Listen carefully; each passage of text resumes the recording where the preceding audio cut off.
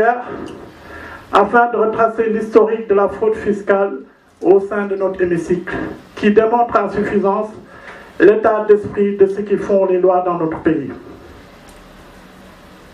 Suite à une invitation de l'association Arcade, avec un concept dénommé les samedis de l'économie, Ousmane Sonko a répondu favorablement pour animer une conférence sur la fiscalité à la date du samedi 7 mai 2016. Lors du panel dont le thème était le financement des politiques publiques qui supportent l'ardoise fiscale, M. Ousmane Sonko a fait état de la dette fiscale due par le Parlement. Cette information a été reprise par les journalistes qui en ont fait les choux gras dans nombre de rédactions. Pris la main dans le sac, le bureau de l'Assemblée nationale a produit un communiqué pour confirmer le retard de paiement qui s'étale sur plusieurs années. Quelques semaines plus tard, les services du ministère de l'Économie et des Finances et du Plan ont confirmé les déclarations de M. Ousmane Sonko à travers le document de programmation budgétaire et économique pluriannuel 2016-2018. Ainsi, dans ce document, il est indiqué à l'annexe 2, page 45, que l'Assemblée devait près de 2,7 milliards de francs CFA, dont 1,8 milliard de droits simples et près de 900 millions de pénalités.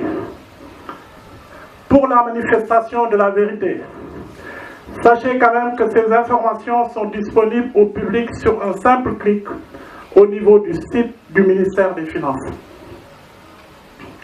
Se sentant discrédité par les révélations de M. Ousmane Sonko, le président du groupe parlementaire Benno Bokk Yakaar a demandé des sanctions pénales et une radiation pour faute professionnelle, pour reprendre ces termes. Le 29 juin dernier, le ministre des Finances lui a emboîté le pas avec des menaces à peine voilées.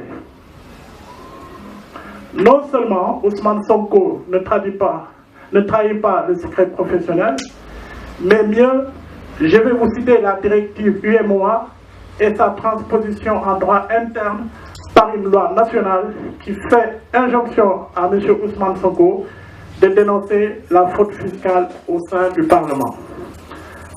Directive numéro 01-2009 CM UEMOA, portant code de transparence dans la gestion des finances publiques au sein de l'UEMOA, édicte la présente directive. Article 7.3.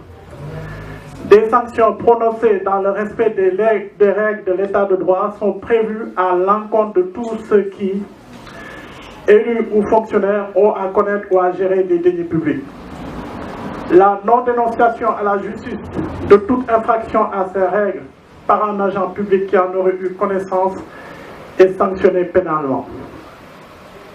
Loi numéro 2012-22 du 27 décembre 2012 portant code de transparence dans la gestion des finances publiques, publié au journal officiel numéro 67-12 du samedi 2 février 2013. Article 7.3.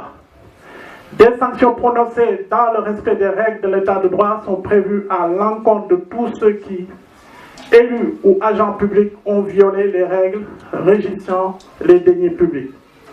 La non-dénonciation à la justice de toute infraction à ces règles par un agent public qui en aurait eu connaissance est sanctionnée pénalement. À la lumière de la directive de l'UEMOA que je viens de vous citer et de la loi votée par notre Parlement, M. Ousmane Sonko n'a connu aucune infraction et mérite tout notre soutien, ce qui nous vaut l'objet de notre présence ici.